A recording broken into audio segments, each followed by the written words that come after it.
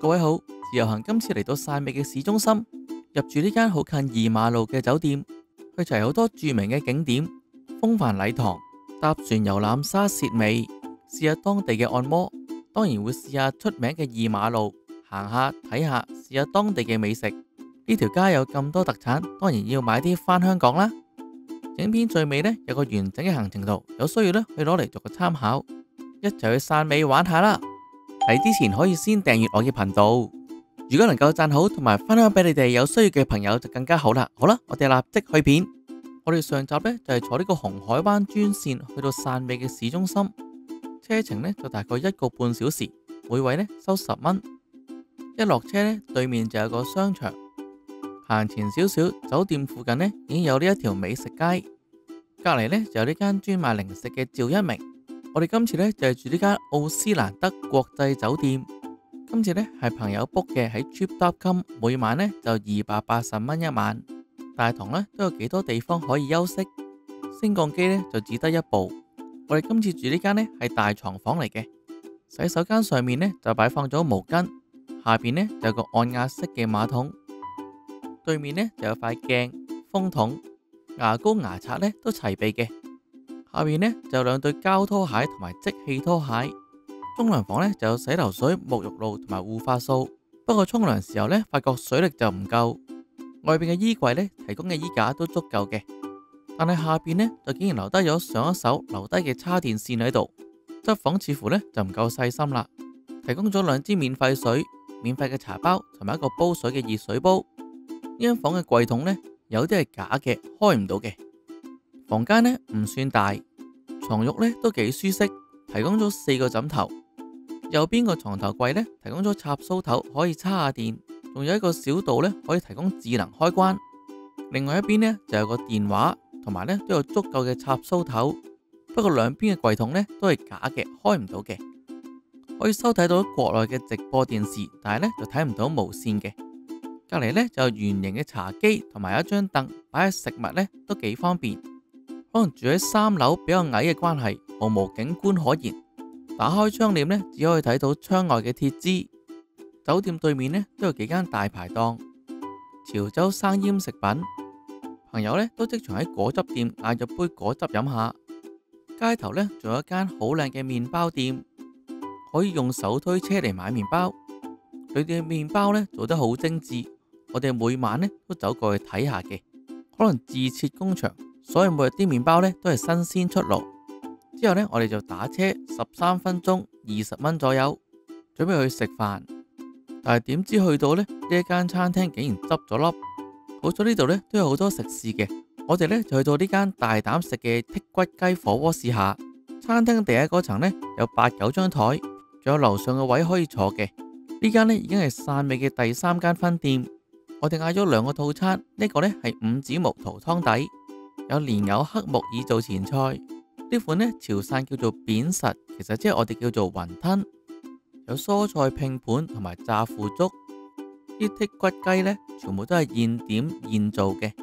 一個套餐呢就有4碟雞、2碟牛肉，每碟肉嘅顏色呢都好粉嫩，一睇就知道好新鮮。而呢款貢仔果呢都係當地嘅小食，裏邊呢就有蘿蔔絲、蝦米、肉末等材料，佢有當地嘅特色。食材到齊呢，就可以開始煮啦。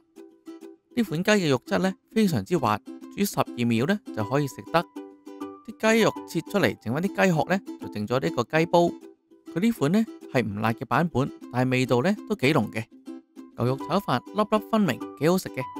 呢餐飯呢就人均食咗65蚊。食飽飯呢就慢慢行去下一個景點，大概行15分鐘左右，再嚟到汕尾著名嘅景點風帆禮堂。呢度呢除咗用作結婚嘅禮堂，平日呢都有間咖啡店對外開放。附近呢都有唔少嘅食店嘅。呢度係汕尾一個非常著名嘅景點，所以當日呢都有好多旅遊巴一車車咁車啲遊客嚟呢度參觀。而因為對外行前幾步呢就係沙灘，所以夏天呢都有好多人嚟呢度玩嘅。就算喺冬天呢都可以騎下馬同埋駱駝喺呢個沙灘漫步行下。咁當然啦，要另外收費。咁行完景點之後呢，我哋就喺2馬路附近揾到呢一間叫做水善坊嘅按摩店按摩一下。呢間店鋪呢都幾大間，2樓全層呢都係佢哋嘅，不過呢就冇 lift 要行樓梯上去。如果未有房呢，就可以右邊呢個梳化坐下。呢度真係好大噶，竟然揾到一間呢俾我哋7個人一齊按摩嘅房。我咁大個呢都係第一次啫。我哋同朋友呢就買咗呢個98蚊60分鐘嘅按摩套餐，有電影可以睇，同埋奉送飲品同埋小食。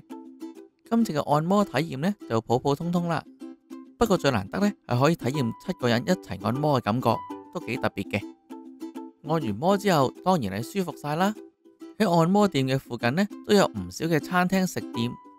我哋呢見到呢個信利大廈嘅對面呢，就係二馬路咁出名嘅夜市，我哋當然去試下啦。呢條二馬路呢非常之長嘅，不過最出名嘅網紅食肆呢，都係前面呢幾條街嘅啫。朋友行前幾步呢，已經俾呢間燒肉店吸引咗，睇到呢啲氹氹轉嘅五花肉呢，即刻嗌咗一條嚟試下。睇到切嘅聲、爽手聲，就知幾脆啦。之後滲上啲唔同嘅調味粉、醬油就可以食啦。因為新鮮熱辣啦，真係皮香肉脆噶。食完燒肉呢，行前幾步就叫呢間網紅薄餅店。因為別無分店，所以當日呢門口都大排長龍。佢呢度呢只係賣5款薄餅嘅啫，有鹹薄餅或者鹹加甜嘅薄餅。因為人龍開始減少，我哋呢都嗌咗一款甜加鹹嘅薄餅試下。我哋嗌咗呢款呢係有鹹蛋黃、叉燒同埋花生碎喺上面嘅。放咗餡料之後呢，就捲起佢，之後呢不停用把刀壓扁佢，防止啲餡料鬆散。之後呢就再將佢切開幾份，放入盒度，咁呢就完成噶啦。如果要鹹嘅薄餅呢，佢啲材料都會現煮現做，所以絕對唔會隔夜，夠晒新鮮熱辣。再揾竹籤隔起個飯盒，等佢唔會咁容易腍。呢個鹹甜薄餅呢，就食到鹹蛋黃嘅味道，有少少花生碎，叉燒味道呢就唔係好濃嘅，但係佢嘅薄餅皮呢就真係幾好食。中意食鹹甜薄餅嘅朋友呢都可以試下。朋友呢就買咗呢啲自家製嘅手工香腸試下，我哋呢就買咗呢啲腐乳雞翼試下，9蚊一隻，即嚟即炸嘅。其實呢，即係南乳雞翼都幾好食嘅。朋友對阿姐呢檔嘅燒蠔呢就讚口不絕啊。之後行咗咁耐呢，就想休息下，就揾咗呢一檔叫做麗銀腸粉嘅鋪頭入去試下。呢間店鋪嘅腸粉呢，就連蔡瀾先生都幫襯過，鋪頭呢仲攞咗唔少嘅獎項。所以呢，我哋都嗌咗其中一款腸粉試下。另外嗌咗呢一碗窩蛋牛肉粥，佢真係放咗隻生雞蛋喺入邊嘅。食之前呢，就要攪爛佢先。朋友對呢碗枸杞瘦肉湯嘅豬肉片呢都讚口不絕啊！就連乾炒牛河呢都好好食，雖然份量呢就少咗啲，所以另外嗌咗呢碗豬潤枸杞瘦肉湯嚟試下。佢嘅豬潤呢係爽口嘅。所以呢間餐廳嘅食物質素呢真係唔錯，可以嚟呢度試下。食完嘢就嚟呢間甘草水果嗰度買啲生果食下。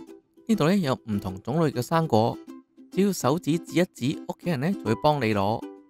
咁揀好之後呢，服務員就會幫你切好佢，再淋上呢啲特製嘅甘草汁，咁呢就可以拎返酒店享用啦。買完生果之後呢，見到呢一間歡喜糖水鋪，可以食到汕尾嘅傳統糖水。屋企人呢都嗌咗呢碗草果涼丸9毛糕返酒店試下，味道呢都唔錯嘅。到咗第2日朝早，我哋呢就去酒店附近嘅茶樓準備飲早茶。由酒店行過去呢，大概15分鐘左右就會到達我哋今次嘅茶樓友誼大酒樓。呢一間呢係汕尾一間好傳統嘅舊酒樓，好多汕尾嘅人呢細個都嚟過呢度飲茶嘅。我哋當日9點半嚟到，成間酒樓呢可以話係全場爆滿。揾到位之後呢，就出去攞嘢食啦。因為舊式酒樓啦，全部攞嘢食呢都要自食其力，攞個盤呢出去同人爭嘅。而前面呢就擺滿各式嘅點心，喺上面個牌呢都睇到有唔少嘅點心種類。你要邊樣點心呢，就指邊樣，服務員呢就要幫你擺喺個盤嗰度嘅。咁攞好晒之後呢，服務員就會幫你攞住張點心紙同你慢慢計數，對得好清楚，好小心㗎。而另外一邊呢，就有啲潮式嘅甜品，好多食品呢都係剛剛添上去嘅。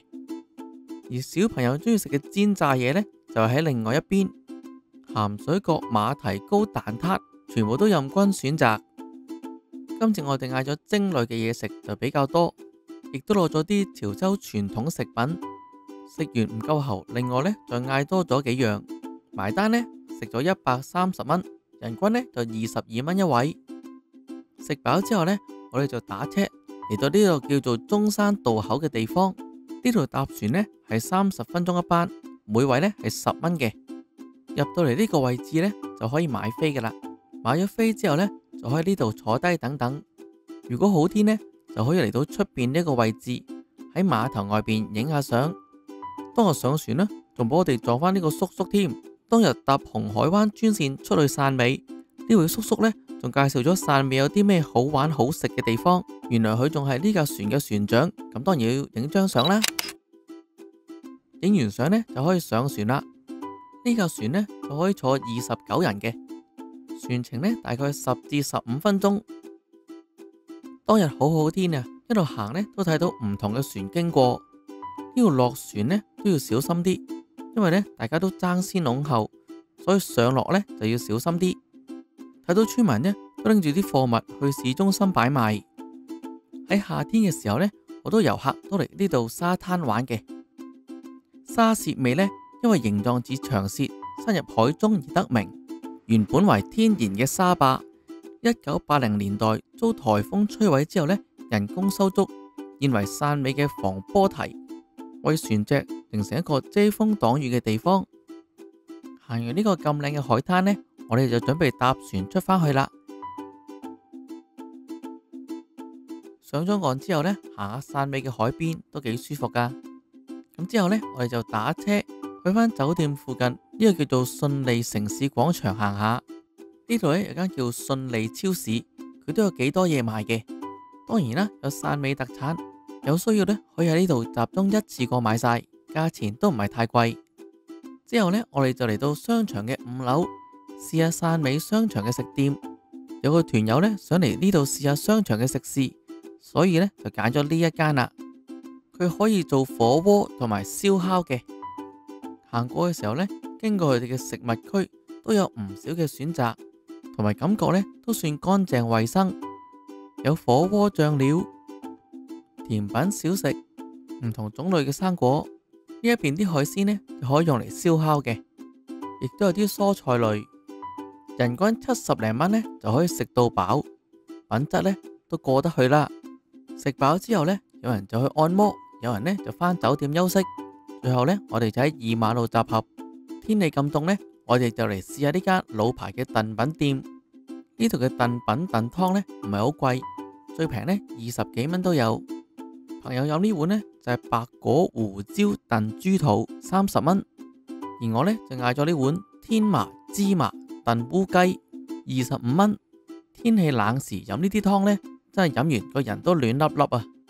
行到半路呢，見到呢間賣獅頭鵝嘅，睇見啲鵝呢都幾吸引，不過呢價錢都幾貴，要65蚊一斤。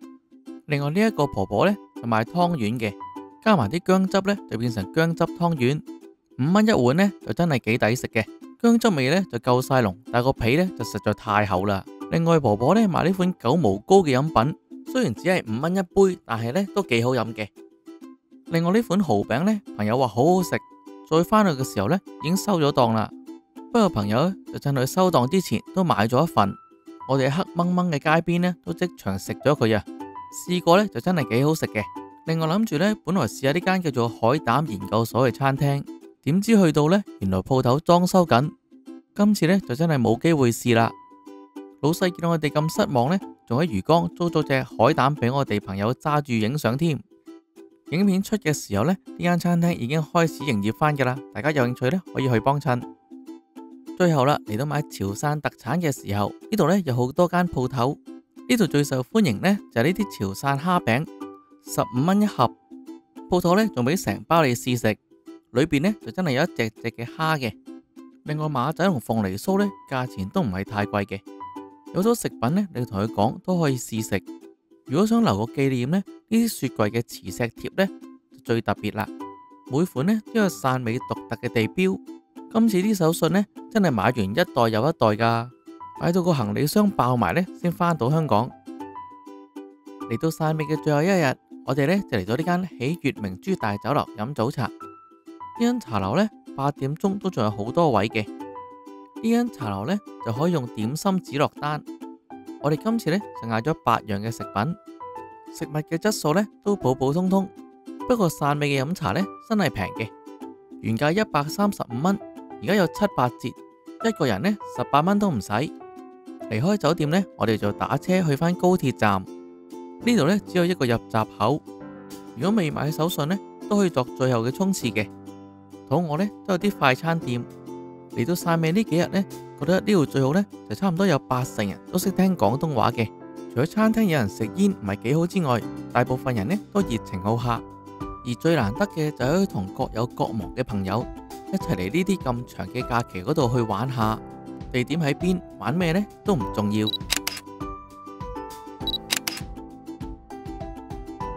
2、3舉起。好啦，今集汕尾之旅嘅分享去到呢度，我哋下集見啦，拜拜。